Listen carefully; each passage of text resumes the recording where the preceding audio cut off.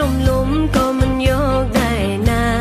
ស្រឡាញ់គ្នាស្មងឲ្យលៀងធ្វើកងត្រាបើចោអូនពេលណាអូននឹងប្តឹងដល់គុំអូនអាចបែកបងបានតែបងមិនអាចបែកអូនឡើយចោកងត្រារួចហើយត្រូវធ្វើការឲ្យមន់ចន់ពេលអូនងអូនខឹងត្រូវតាមលួងអូននេះមួយចំបងបាញ់ល្អក្រុមដុំឲ្យតែចេះលួងស្រីចូលរោងការពេលណា